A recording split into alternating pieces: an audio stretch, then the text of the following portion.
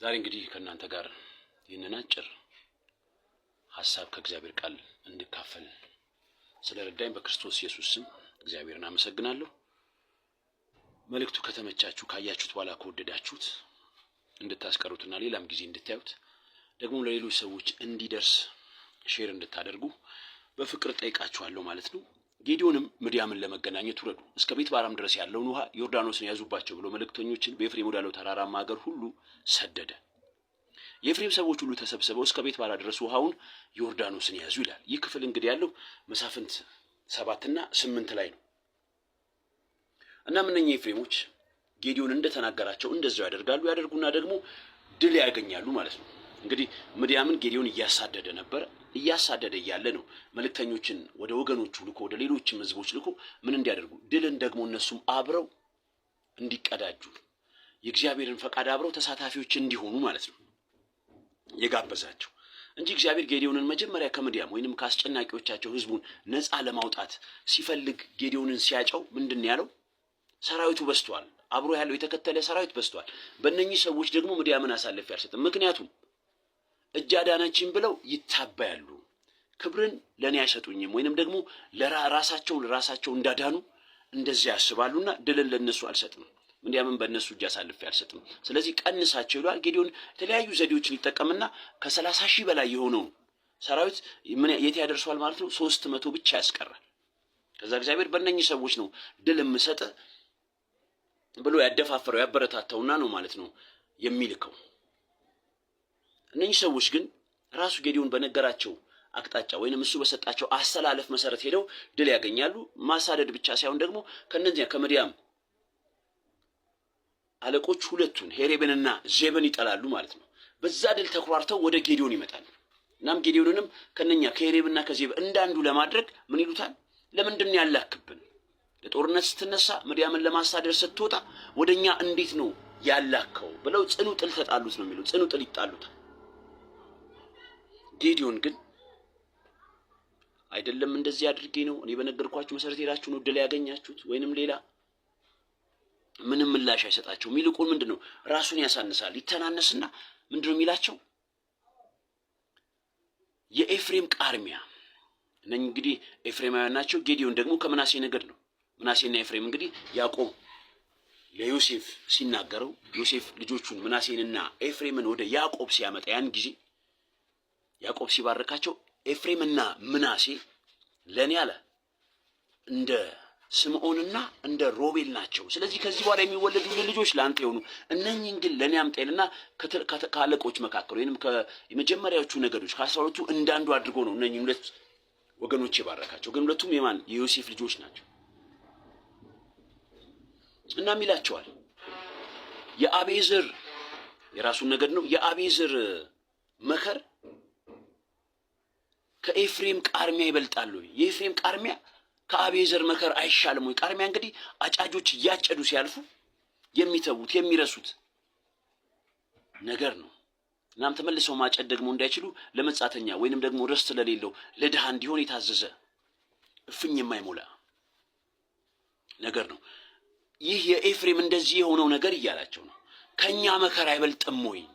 ስለዚህ እናንተ ያደረጋችሁትን እኔ ጥቂቱን እንኳን ማድረግ እችላለሁ ወይ ይልና ምን ያደርጋል? ቁጣቸውን ያበርዳቸዋል። ከቁጣቸውም በረዱ ነው የሚለው።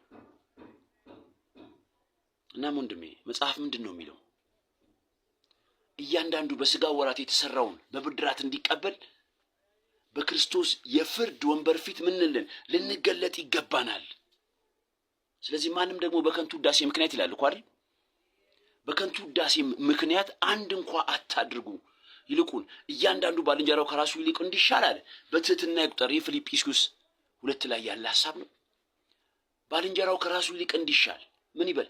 በትህትና ይቁጠር እንጂ በከንቱ ውዳሴ ምክንያት ምንም አታድርጉ። ስለዚህ እነኚህ ሰዎች ያልተገባቸውን ከፍታ ያልተገባቸውን አድራቆትና ሙገሳ ከጌዲዮን ሲወስዱ ያ ነገር ያበርዳቸዋል።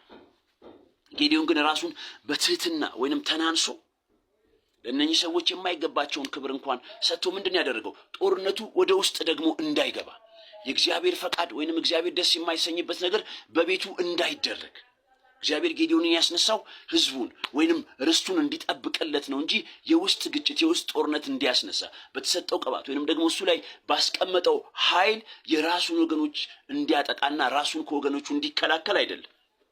ይልቁን ህዝቡን እንዲጠብቅለት ነው። ስለዚህ ነው ጌዲዮን የእናንተ ቃርሚያ እኮ ከእኛ መከር ይሻላል እያለ ሊነጻጸር በማይችል ስለ ጌዲዮን እኮ ከዚያ በኋላ ዮርዳኖስን ይላል። ዮርዳኖስን ከ300 ሰዎች ጋር ዮርዳኖስን ተሻገረ። ምንም እንኳን ቢደክሙ ይላል ምን ይሉ ነበር? ያሳድዱ ነበር። እነ ጌዲዮን ምንም እንኳን ቢደክሙ ከዚያ በኋላ እንግዲህ እያሳደዱ እያለ ነው እነኚህንም ሰዎች የጠራቸው።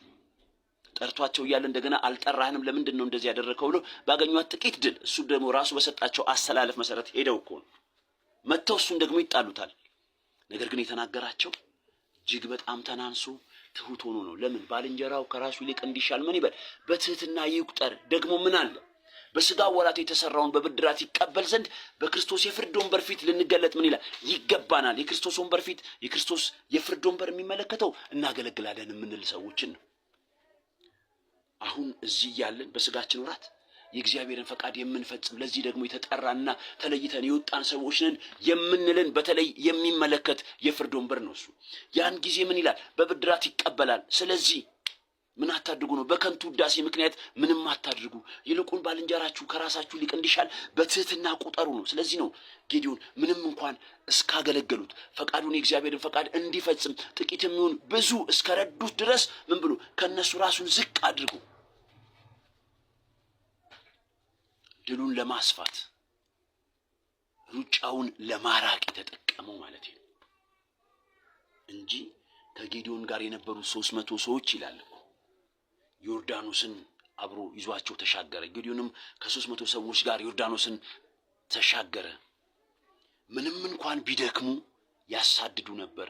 ጌዲዮን ምንም ቢደክም ከጌዲዮን ጋር ያለው ህዝብ ምንም የደከመ ቢሆን በድካም ውስጥ እንኳን እየተመላለሰ ቢሆን ምንም ሚል ነው የሚያሳድድ ነው። እግዚአብሔር በእርሱ ላይ ያስቀመጠው ኃይል እየገለጠ ያለው ብርታት በድካም ውስጥ እንኳን ሆኖ ምንም ሚል የሚያሳድድ ነው። ስለዚህም ልጄ እስከ ጠቀሙ ድረስ ይኸውልሽ እስከ ረዱሽ ድረስ ለምትሰሪው ስራ ለምታደርጊው ማናቸውም አገልግሎት አጋሽ እስከሆኑ ድረስ ምን አድርጊ ነው የምልሽ? ከሰዎች ውዳሴን ከሰዎች ክብርን ይህን አድርጊያለሁ ይህ ደግሞ በእኔ ነው የተደረገው እያልሽ ክብርን የምትፈልጊ የምትቀበይ ለአገልግሎትሽ ወይንም ለሰራሽው ስራ እውቅናን የምትፈልጊ ሳትሆኚ ሰዎቹ ከቅን ልብም አይሁን እኮ በፍቅርም አያድርጉት ወይንም ደግሞ በጌታ ፊት የሚጠብቃቸውን ብድራት ተመልክተውም አይሁን ምን ይሁን ግን እስካገዡሽ ድረስ ያለን ነው የእግዚአብሔር ቃል።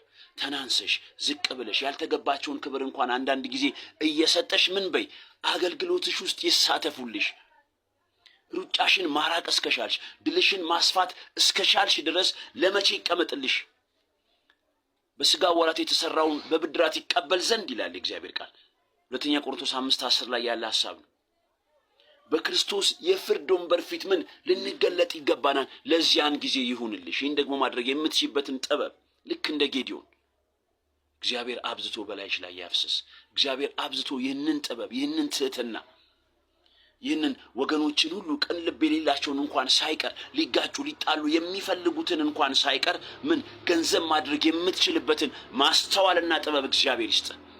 ሳይነቅፍ በልግስና ለሁሉ የሚሰጠውን እግዚአብሔርን ይለምን ነው አይደል የሚለው? ለእርሱም ደግሞ ይሰጠዋል። ያዕቆብ ምን ጥበብ ቢጎለው በኢየሱስ ስም ይህንን ጥበብ ሳይነቅፍ በልግስና ለሁሉ የሚሰጥ እግዚአብሔር ላንተም ላንቺም በኢየሱስ ስም ለእያንዳንዳችን በምንፈልገው መጠን አለልም አብዝቶ አትረፍርፎ ይስጠን። ጌታ ኢየሱስ ይባርካችሁ። እግዚአብሔር ከእናንተ ጋር ይሁን። ፊቱን በላያችሁ ያብራ፣ ይባርክ፣ ይጠብቃችሁ። በኢየሱስ ስም አሜን። ቻው።